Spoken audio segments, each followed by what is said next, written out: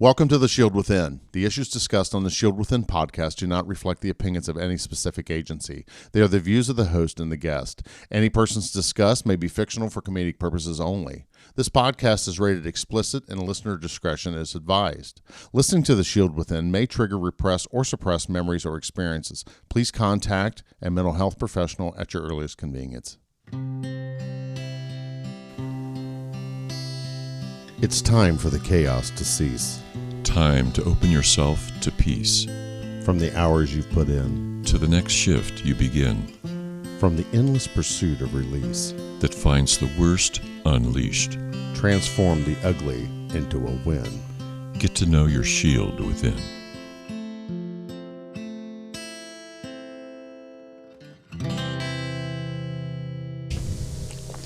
Welcome to the Shield Within. Welcome, Mark. We have what do we want to call this tonight? A quorum. Is that right? Is it four people as a quorum there, Dr. David? It's good enough, yeah. Good enough. Yeah, I agree. We have the one, the only Turk from Spinning Our Gears podcast. We're really excited about this episode. This episode kind of came along organically. Turk and I was talking. How long ago was that, sir? Almost a month. Yeah, almost a month ago. We were just kind of talking about things we've heard and experiences that we've had.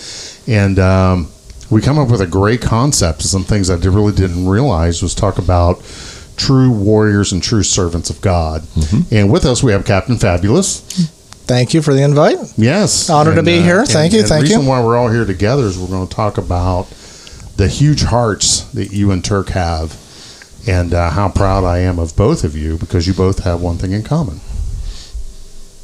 You're adoptive parents and police officers. So, without further ado, let's do a little bit of business and we'll dive into this. So, if you are on the interwebs, and we know you are because you're listening to us, you can go to www.theshieldwithin.com. Your Facebookers, we know all you old bastards are because I do my demographics all the time. Facebook / The Shield Within. And if you got an extra $5 laying around a month, no sense in letting Shecky go rooting through your car you left unlocked and him goes buy drugs with it. You should put it to a good cause. Do you agree with that, Dr. David? Absolutely. You can help support The Shield Within for a measly $5 a month. Right. Go to patreon.com / The Shield Within. Now, if you're needing some peace and life is just falling apart and you need Master Yoda to help put it back together for you, you can go to lessonslearnedcoaching.com or you can go to our website, theshieldwithin.com, and punch that coaching button and you can talk to the master himself, Dr. David. This kind of occurred organically out of a conversation. We both interviewed the same person, Erica, with Windmill Wellness, and now it's Warrior Wellness. Yeah. And I always butcher her last name. And do you know how to say it, Turk? She never actually told us when we interviewed her, so I don't know. But Erica, shout out to you. I'm not gonna butcher your name. I'll look you up here in a minute, and we'll say it here in a little bit. But Erica is a therapist. She's a former police officer. Had it all, lost it all. Literally lost it all, and then reinvented herself, and now she's a very successful therapist down in Texas, and I just have mad respect for that woman. But while we were interviewing her, David had made the comment about his work. How many years you been doing the job? 44? 48? At this point, it's 50. 50 years. Ooh. Wow. That deserves a round of applause. Thank you. Yes, 50 years. So I was 7 years old when he started doing work. But anyway. I was only 4, so, you know. You were not my client at that point. At 8, he was, That's right? Yeah. Turk was just a gleam in his daddy's eye. Yeah. So, but anyway, David had shared about his work when he worked with foster children. And then I'll just go ahead and let you take it there, Turk. Yeah, it sparked an interest in my mind and kind of struck home a little bit for some personal reasons. But when he made the comment that he did about the connection between law enforcement and foster children, I immediately thought that would be a great episode. I really wanted to pick his brain on a lot of different things, and I guess I'm kind of glad that you guys didn't go down that rabbit hole with her, so we had this opportunity to do an episode together. Yes, exactly. So Also, side note, we're thinking this is probably going to air in what, February? Ish. Yeah. March-ish. There's going to be some big news with Erica by that time that I think you guys are all going to like quite a Is bit. this something we've talked about before? It's something we've talked about, yeah. Fantastic. Yep. We'll There's going to be a lot of we'll talk off air. Well, there's just going to be a lot of big things happening on our side of things between now and February. So That's fantastic, bro. Wonderful. very excited about that. Good. Awesome. Yeah. So I guess I kind of thought the format for today would kind of a free flow format, and we would talk about, you know, with Marc the Cop and Captain Fabulous and I would talk about our experiences. What's that?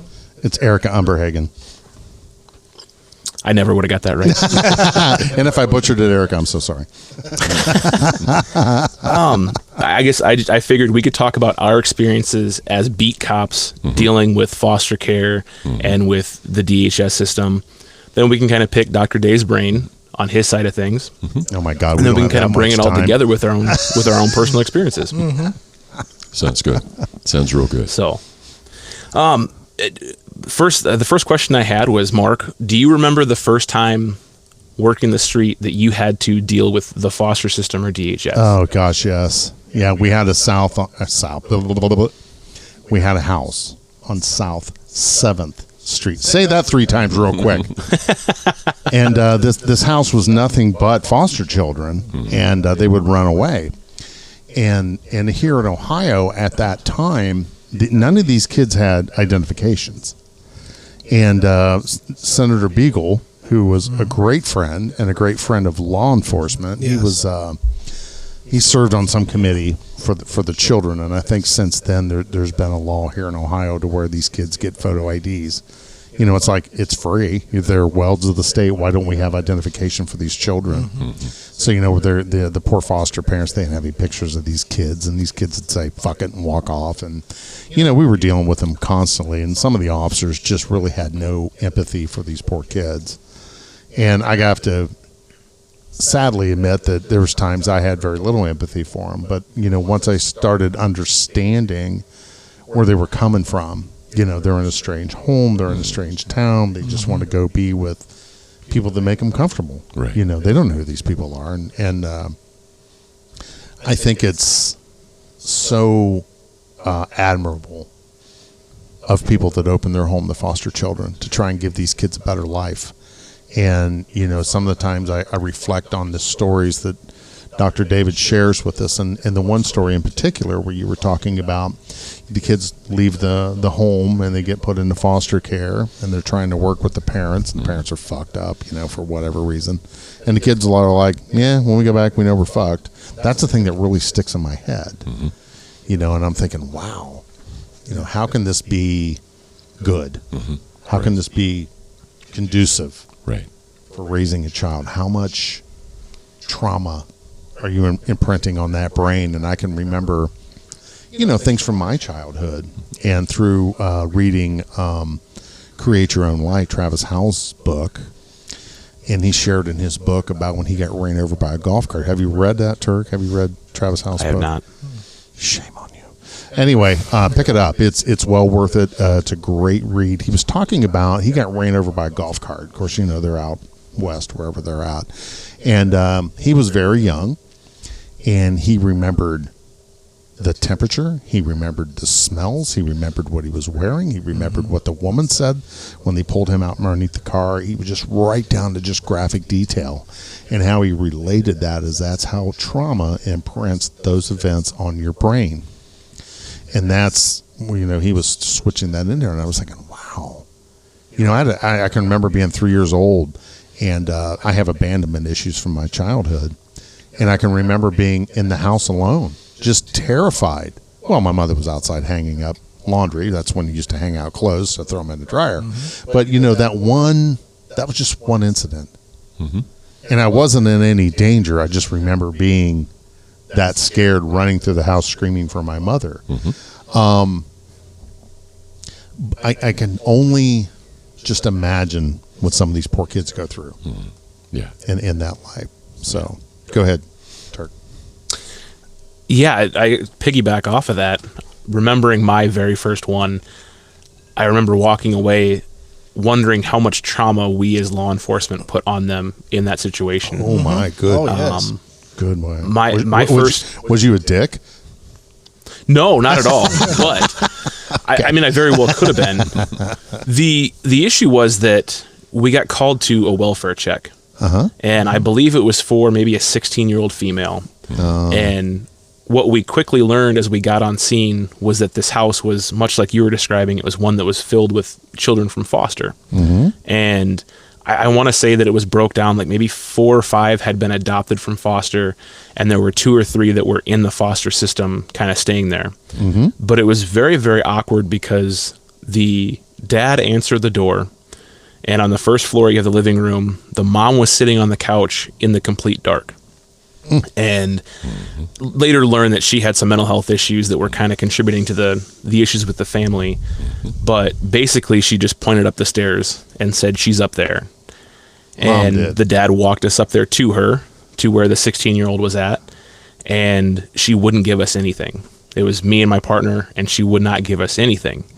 And eventually we realized that we had to separate the dad and the mom from the situation before she would give us anything. But even there, it wasn't a lot.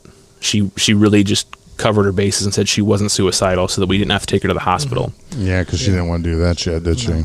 Right. But I walked away wondering, was the reason she wasn't talking because of the parents? Was it because of us? Was it maybe law enforcement had taken her out of the house that she'd been in? Right. Right. What got her to the point where she was either that scared or that standoffish that she wouldn't even open up to us? Right.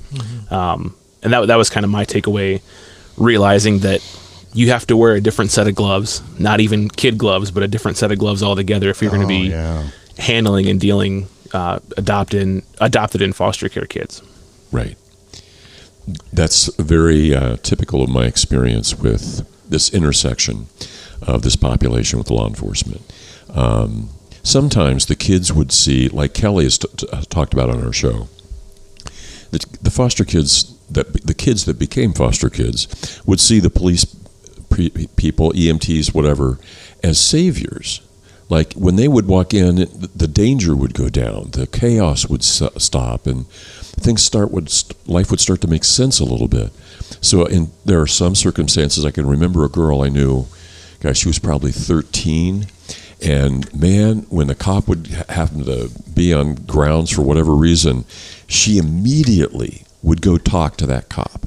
That was like that cop represented to her safety. I could go to him and I could feel safe. That's how cops were. On other cases, like you're saying, Turk, cops were the ones who came in and had to bust fights up, had to get aggressive, had to put people in handcuffs, had to become forceful in their words and in their decisions. And a lot of those kids had never seen anything like that before. And it became really scary. And it became part of the trauma. I remember the time when, and then I would get the story about mom and dad's fight, and then the cops coming in the front door and being loud and, trying to take over the scene and so forth, and it became part of the trauma. And so that absolutely is a part of it. And when you never know, man. It's like every other thing y'all do on the street. Right. You don't know what the fuck you're walking up to. Right. You don't know what they've been through, what they just went through 5 minutes ago, 5 years ago, etc. So, same thing here. You walk up on a foster kid who's run away. My God, I had dozens of foster kids run away. It almost became an expected thing. and almost at little ages. I mean, I had the first kid I ever had die. Oh no! In my care was in a foster home. Wow. And he ran away to see his mom and dad. And he was crossing, there's a little town north of here that has a really beautiful city park that's very large, has a little river running through it. And he was walking across the aqueduct across the river, and he fell and he drowned. He was 8. And this was the 4th or 5th time he had run away. He got put into foster care at 6. He had lived in 3 or 4 by the time he was 8. And he just wanted to go home. That's it. So cops for him were somebody to run from. They were going to take him back to the foster system. No, did not want that. So it varied from, oh my God, safety's here to run for the hills. You just never knew. Two things I want to cover with that would be the first part being we talked about how the foster home environment has to be that nurturing and loving one. Because from my personal experience away from law enforcement, I know that there are a lot out there that are looking for that state check. Absolutely. They're looking to fill the house. Yeah. And they're not providing that nurturing environment. And that's a big reason why kids don't want to be there. Yes. The other thing that I kind of wanted to cover, just based on what you said, was I wonder how much of it becomes or is a generational thing. When you have adults telling them law enforcement is not good people, and then law enforcement comes in and takes them away, how much does that perpetuate itself? Makes sense, doesn't it?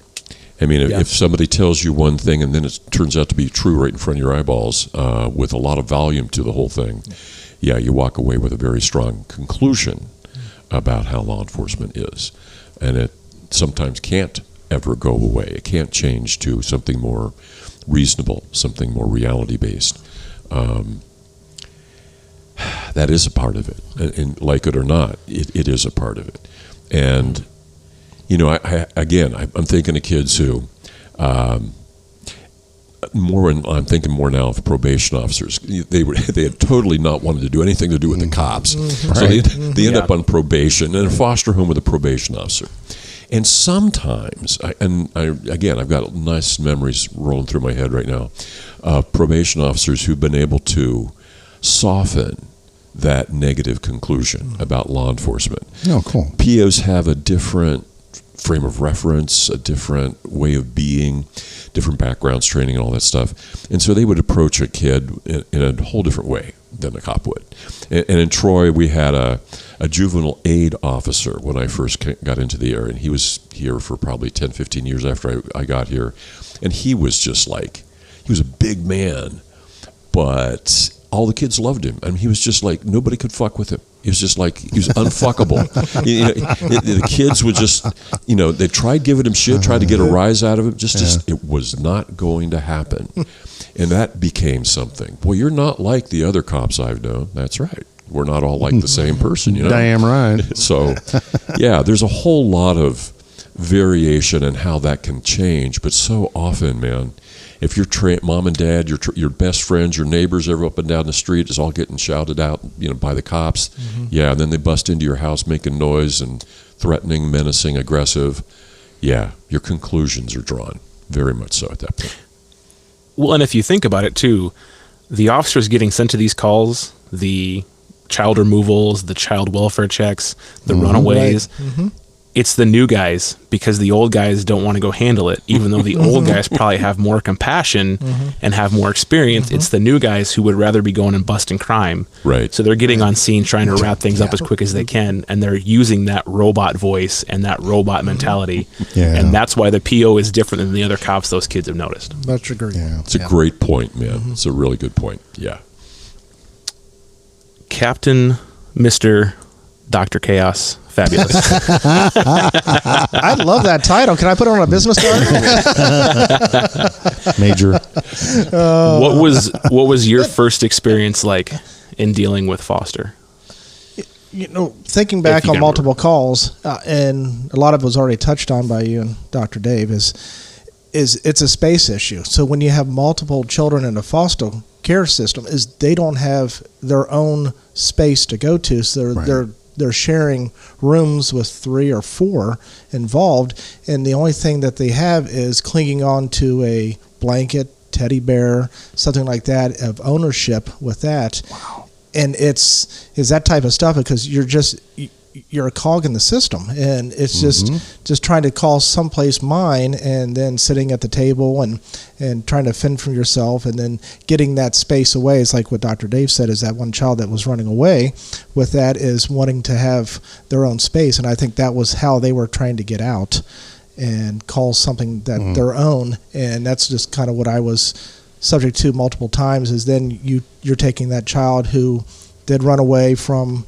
a home or something, and then you're grabbing them, and then you're placing them back in that environment that they don't want to be in, and they're more so traumatized on top of that. So it's that recycling, unfortunately, circumstances for that child, and what that child knows is he's been placed in this home, and then later on, years go by, and then because of disruption and being in that non-caring environment, well, we're going to place you in another home, hopefully it's going to be better for you, and then going through that cycle again. So hopefully, as that person grows, is that cycle is broken to where they can find a good family that will be nurturing and caring for them, and giving them their own space, listening to them, and helping them through their life of being something that this is a normal way of what we know of parenting compared to where you was in that unfortunate situation to where you couldn't adapt to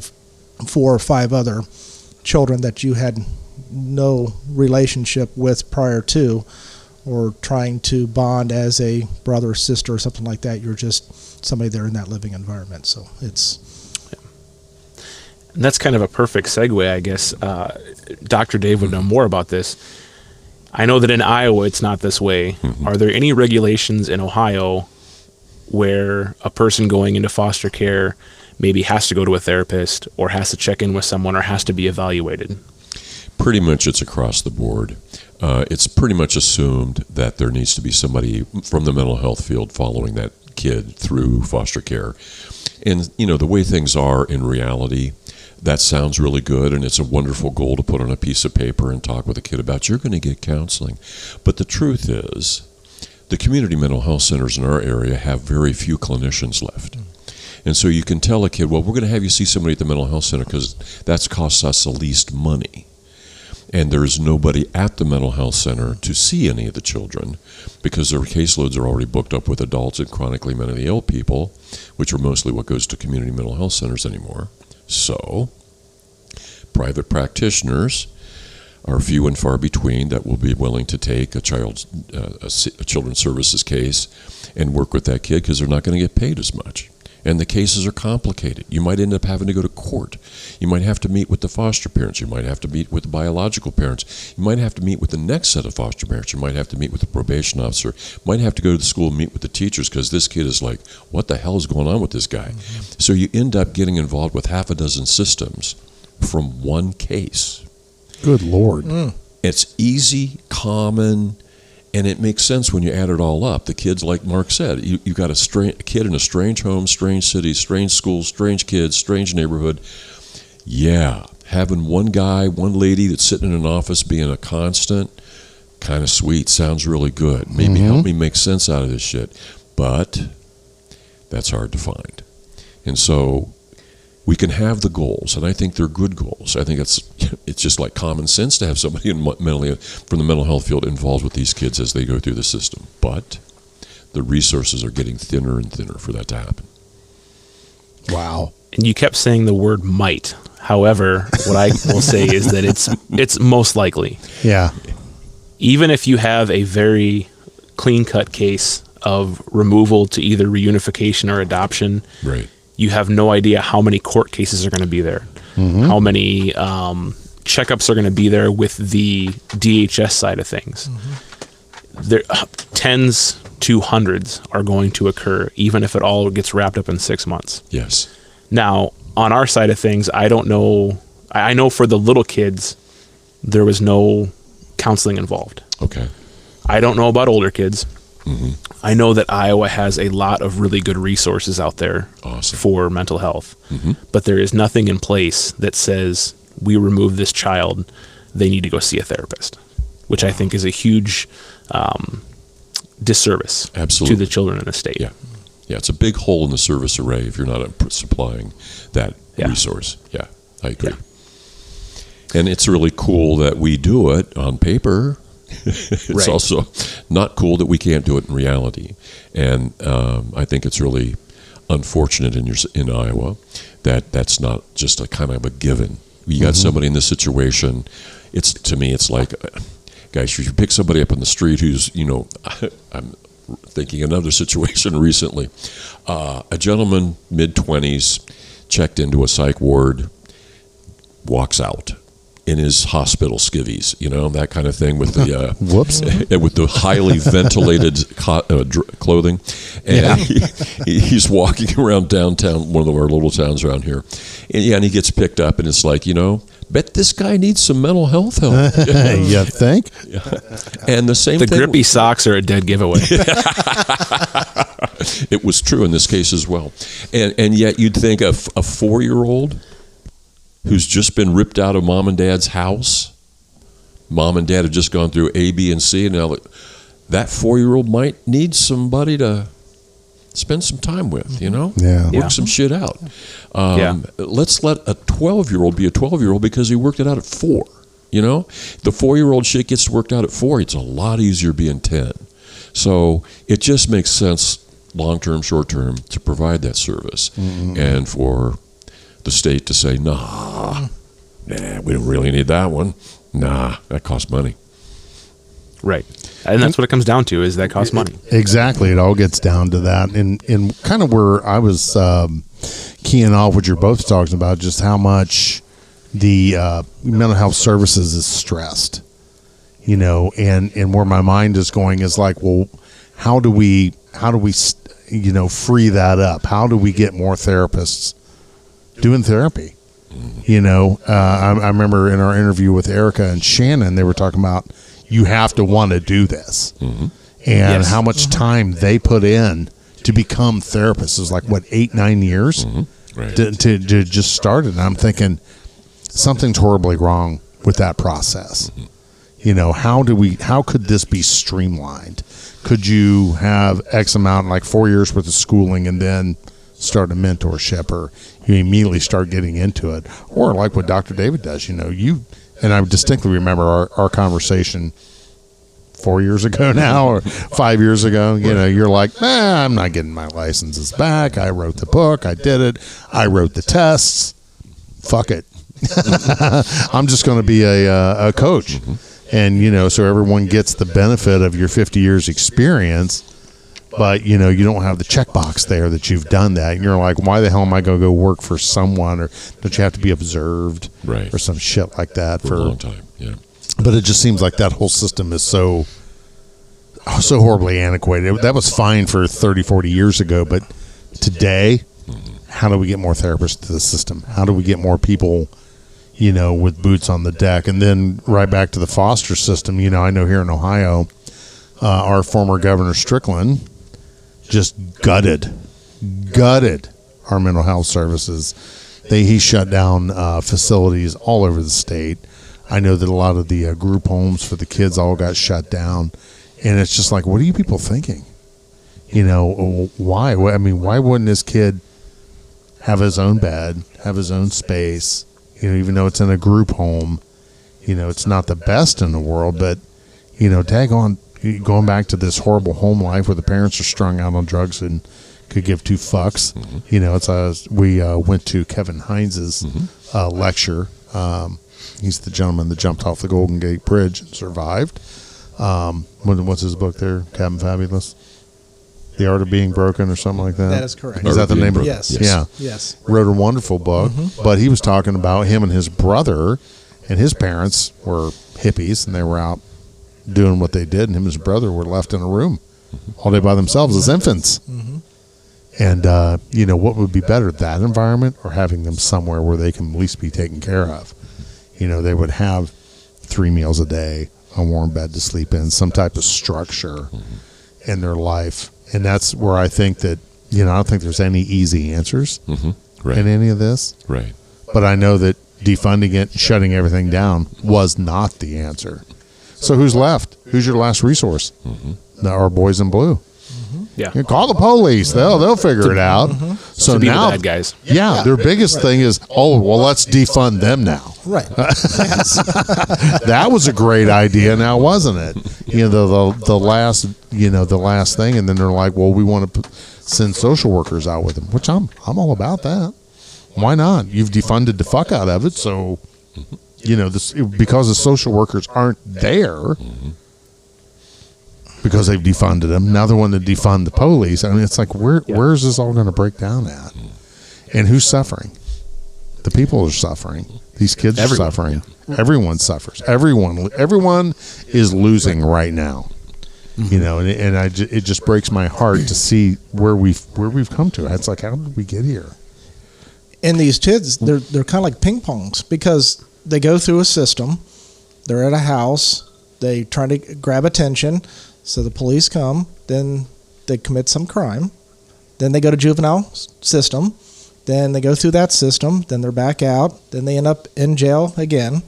Or they go to the hospital. So it's this reoccurring cycle, back and forth, back and forth. Then as they grow older with that, then if they become an adult, then they go back through the systems again, through adult courts and jails and everything. Then they become homeless. Mm-hmm. So we're back and forth with all this and living with those dysfunctions with that. And they're dealing with society all the time and dealing with these past traumas and trying to make it better. And some of them want to make it better and some of them don't. So it's tough to get the proper help when you have no money and no resources to get to, or if the state wants to provide those resources, they tell you to stand in line because there's many in front of you, unfortunately.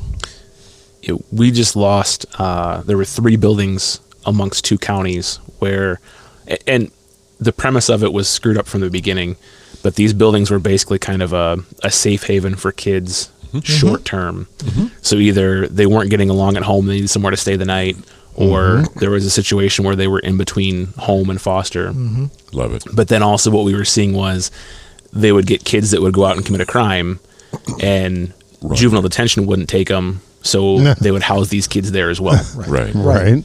Obviously, that's not a good combination, but we lost all 3 of those buildings now amongst the 2 counties.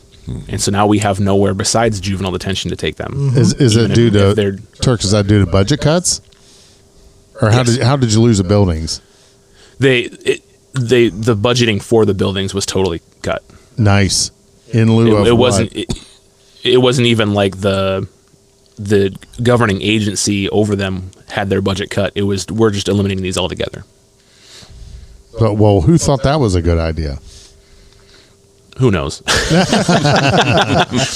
I think it would have come, because they were multi-county, I think it would have come from the state level. Okay. So your state cut the funding to it in lieu of some other giveaway program. Yeah. So, which again, I think on our side of things, we were abusing it because we were mixing in kids who needed a safe place to stay and then kids who'd committed crimes. Yeah. Okay. So there was no segregation then. So it's like the good kids aren't over here and then the punk kids are on this side. They were just throwing them all into one big mess. So it sounds to me like an administrative nightmare, you know, where you're putting some 8-year-old kid in with a bunch of 11 and 12-year-olds. That can, what could go wrong there? Good Lord. And there were several times where I would go to a house and the parent would ask, can you take them somewhere for the night? Yes. And I would say the only option I have is this building. Yeah. And the problem with that is it's not a secure building. Yeah. They're going to go in there. They can walk away if they want to. The other agency where that building is at is going to have to take a missing person report. And they're also going to be mixed in with some of these kids who should be in juvenile detention, but are instead there. Yes. So, wow. Yeah. Frying pan to the fire there. That just sounds like no good way. To the floor after that. Right. Yeah. So let's talk about something positive. Let's do it. So Turk, let's you ready to tell the world your story? Yeah, I think so. Yeah. So well, I guess actually I do want to ask one question from you guys before we jump into that. Sure. And maybe you don't know the answer. Do you know what it takes in Ohio to become a foster parent? Dr. David? No, not exactly. There are steps that have to be gone through. I do know one couple that went through this process, decided not to do it, and there was there were formal classes in parenting. There was an evaluation by a psychologist. There was interviewing with the caseworker that was going to be over the foster care kind of pod that they were going to be a part of. I think they had to do some job shadowing with another foster parent. Those are the things I remember, Turk. Okay. I don't know. So over here. Yeah, go, please. Oh, no. Over here, it's a little bit more simple, I guess. It is a 10-week class where it's a one day a week, 3 hours during that day that you have to go to, and it's kind of the same parenting class that you talked about, Right. but the composition of the class is kind of a mixed bag. Okay. In Iowa, the foster system is their policy or their motto is reunification, Yeah. Right. to the point where they will look for blood relatives all over the country Absolutely. before they will Yes. adopt out. Yes. Yep. Yep. I understand that. I think there are some benefits to that. Right. But at the same time, when you have so many kids who need adopted and need families, Right. and you're looking for some cousin that they've never met before, they have no connection with. Yeah. I do have some objection to it as well. Right. But so sitting in this class, obviously you have to have that time commitment to it. But you've got people in there who are looking to adopt, and then you've got family members who were forced to go to the class Yes. because Oh my. brother, sister, mother lost their kid, and the kid is now being housed in their home. Right. So the level of commitment there and the level of effort is definitely all over the board. Yes. Yeah, and honestly, within this, if you isolated one of those groups, just the foster parents themselves, you'd see all over the board. There are some people in it for the money, and there are some people in it for the service. And you can pretty much spend about 15 minutes, because I used to teach some of those classes. I could tell within minutes which ones are in it for which. There were some people in it for money, and I swear they all smelled the same end. It's just like, I could just go through the class and go, okay, let's make sure at the end of it, here's the caseworker. That couple over there, they're going to pass everything. They're going to get their whatever it is they need. Don't place any children with them unless you're desperate, because they're in it for the check you're going to write them. They're in it for what it does for them, not for what they're going to do for the children. Wow. Right. Wow. And Dr. Dave, there's a mutual friend that Mark and I have that this couple's very loving, caring. They've been foster parents for a while. They fostered 2 children and from a large city for almost 2 years, back and forth. They were going through the process of trying to adopt these 2 children. They came from a very underloved family, financially and also nurturing with that. They were younger kids. When they came to these parents, as I call them, that's what they knew, and they were given to the love and nurture of these 2 individuals, and then their siblings, and then their moms and dads and grandparents. With that, they were part of the family for almost 2 years.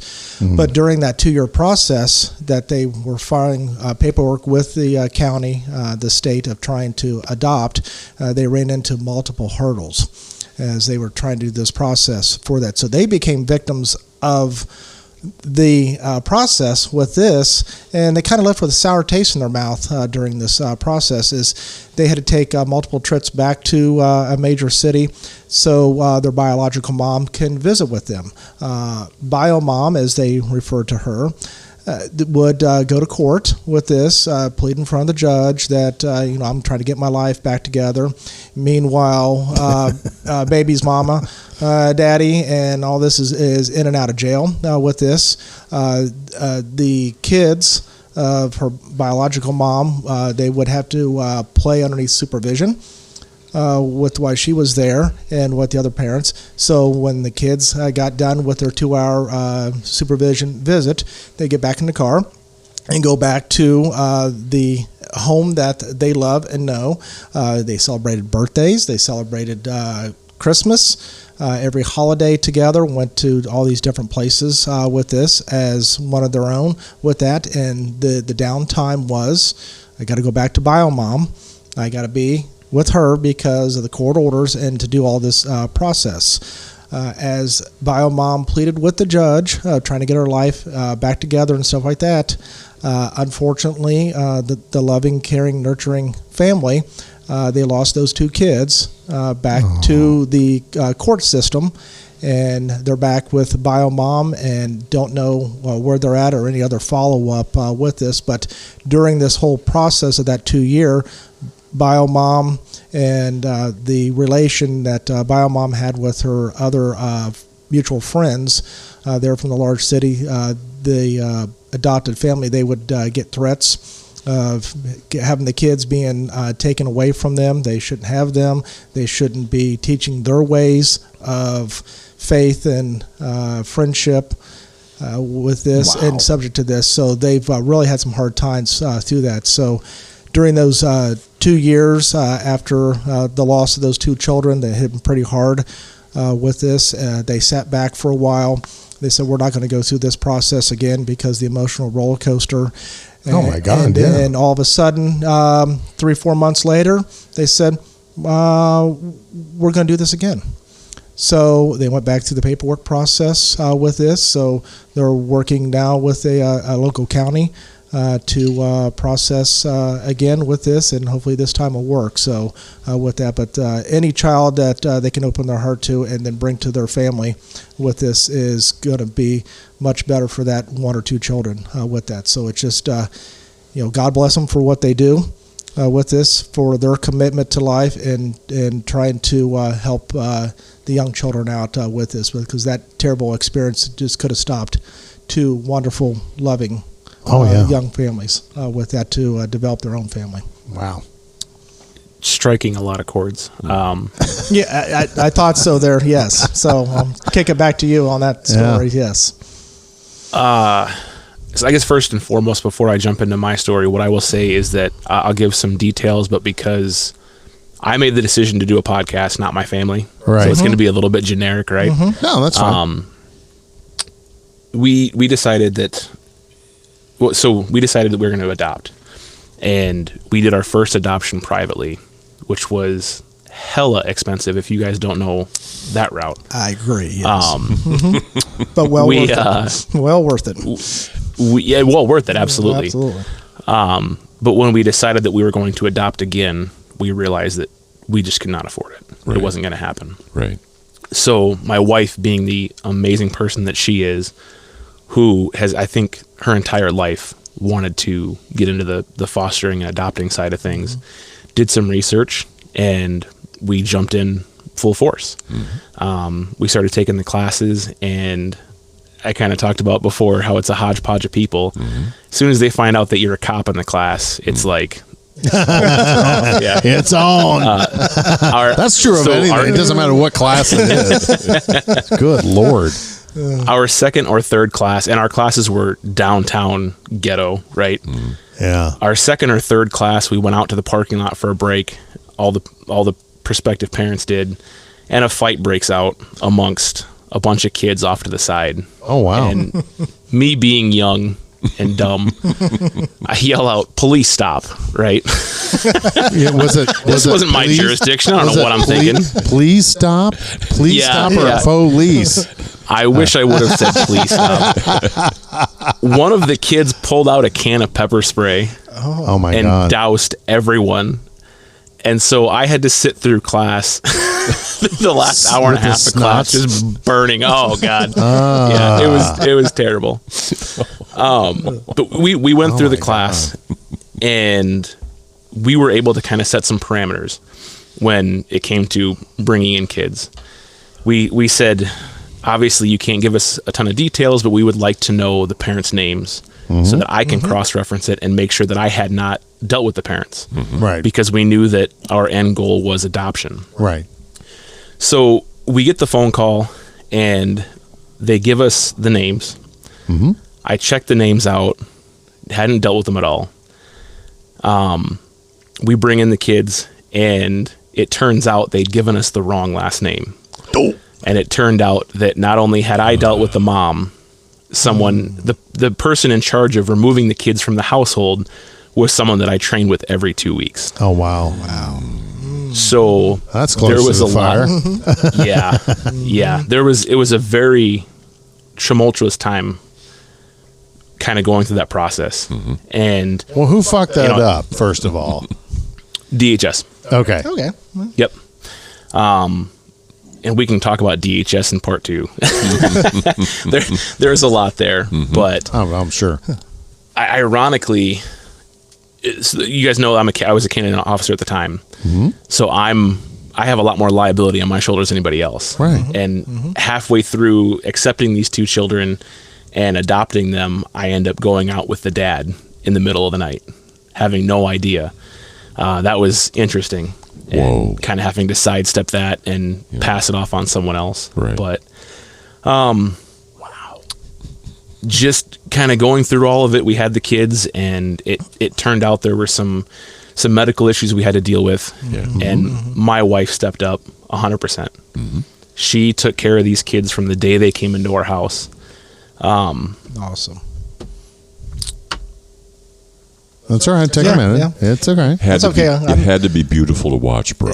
Yeah, I'm tearing up too because I'm having a lot of reflection too during our process too. So I'm right there with you, Turk. So yes. What a wonderful, nurturing woman. Yeah. Just Who somehow happens to end up sleeping next to you on occasion. And Right. that's an amazing thing that you get to watch her be loving Yes. to those kids who were complete strangers when they walked in the door. It had to humble you. It had to make you feel incredibly blessed to have that woman in your life. just seeing the fear in my youngest eyes. Yeah. It's a tough thing to reflect on, I guess is what I'm getting at. Yeah. There were a lot of ups and downs throughout it, though. Yes. At first, the parents thought they wanted to be a part of the kids' lives, Right. and were failing miserably in everything they were doing, Yeah. including the supervised visits. DHS was able to contact family out of state who initially thought they were going to get involved and then decided they were not. We went through the termination of rights for the parents in court, and the dad, who I dealt with on the street, had the balls to show up high Oh my And then- God. try to shake my hand at the end of the hearing for taking on his children. From there, it was a pretty smooth sailing process, though. Once the rights were terminated, because we'd already been through an adoption before, we kind of knew the process. And it was pretty quick after that. We got everything lined up, and then my wife, just thinking, forward thinking, she actually invited a bunch of people to the courthouse for the adoption, and we had an incredible turnout of friends that I hadn't talked to in a long time. We had an awesome. incredible turnout of officers from other agencies who'd been involved throughout the process. That's great. That's great. But it was a very, very beautiful thing. So. Awesome. yeah. Awesome. I got to say, I just mad respect for you, bro. Mad respect to open your heart, open your home, and then be able to take on that challenge with those kids. That they're very blessed to have that, and then that's just an amazing story. Well, thank you. Yeah, and for what you went through and for what I went through is completely different. And we went international adoption. So Okay. the reason why we did that is because of what your experience and what you just said with that is kind of like dealing with that on our side. So my wife is also in law enforcement with that. And what we just talked about for the last 15 minutes was dealing with the system with that. Yeah. And that was tough. And our choosing to do international was we didn't want to go through the other couple I just talked about, a 2-year process with that, losing somebody that we care about. So we felt in our hearts, and I think God led us in a direction to do the international route with that. So we adopted from China with that, and it was a long 9-month process through that. So many hoops to jump through that you and I can talk about. I mean, that can be episode 3 and 4 for it. So 5, 6, 7, and 8. Yes, it is. With that, Did you have to do the fly over there, meet them, go back, fly back twice? Unfortunately, no. It was one and done. So it was a 14 day trip with that. But just getting to that point of back and forth, and an agency that we worked with out of Texas with that, we traveled over with 13 other couples with that. We all met in Chicago, then went out as a group with it. But just the local process of going through the classes, going through Catholic Social Services, having the local fire marshal come to our house and do a safety inspection with that. Yeah. Do we have fire extinguishers? Do we have this and this? Wow. But on the other side is, okay, the next door neighbor has 5 kids and you haven't been over there to inspect it and stuff like that. Right. So it's Right. and then we had to have papers on top of papers to be notarized. I had to, have local notary. Then I had to drive to the big city to have the notary on top of the notary, and it's all this back and forth stuff. It was Crazy. very time consuming on some stuff. Some stuff we wonder why we did and why it was done in the process. But you went through the process to do this and through legal for it. So it was a great adventure, very good memories with that, and it was 9-month process for us. And I'll never forget the day that a UPS delivery guy showed up at our house, and he had the envelope, so we expecting that. And my wife said, "Well, you probably never delivered a baby before." And he goes, "Excuse me." So with that, that was our final paperwork on what we had and everything else. So and then everything else took off from there. So there was parts of the system that was broken, but you go through it with that. So it was a neat process up to that point. So with that, but I commend you for what you did here within your state and what you're dealing with and back and forth. But it's nice to have your wife and my wife being that nurturing people and stuff and loving with that. And our daughter has not looked back, for where she was at and what she is, and then subject to that and dealing with Uncle Marc the Cop and with that and other stuff. So and he's watched her grown up, and she'll be 19 next week. So with that, so we're blessed with that and seeing that process of those kids and how they develop and especially within your family too with that. And my wife wants to do it again, so it's like, oh, okay, hey, with that, if we could and everything else to do that, it's great. So what a great experience. And tell me about your other two that you have. So the first one was a private adoption, and we went through that route, Catholic Family Services, or maybe it was Lutheran Family Services. Either way, okay. We submitted Lutheran's our the family same book. as Catholic, just without all the names. Right. Well, just different agency. Right. I know, I'm fucking around. Sorry. We submitted our family book to them, and then it was a big waiting period, and just wait and wait and wait. Yeah. And I happened to be in the city that company was centered out of at training. Okay. And I got a call about lunchtime and said, "Hey, would you and your wife like to come meet this mother?"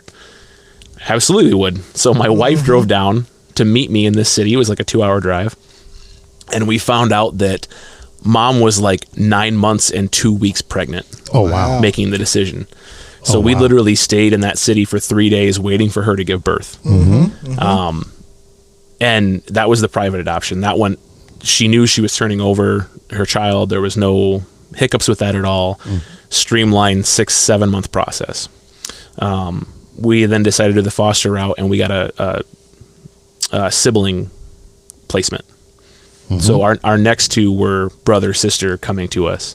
And ironically, the age breakdown is 6, 7, and 8 right now. Oh, wow. So you talked about your wife wanting to do it again. We have come to the agreement that we are taking a break for a while before we Yeah, young ones like that. That's a lot of work. That is. That's a lot of work, especially with 3. I mean, Speaking of break, though, Marc the Cop, are you thinking that maybe at this point we're going to go ahead and take a break? I think this is a good time to go relieve the bladder, and let's wrap this up. So on the side of the shield within, Donnie, key the music, and for spinning our gears. Go ahead there, Turk. You can send us go out. ahead and reach out to us on our website, www.spinningourgears.com. We're on a whole plethora of social medias. I'm not going to echo those out right now. Well, yeah. God damn it. Go listen to the podcast. Like, share.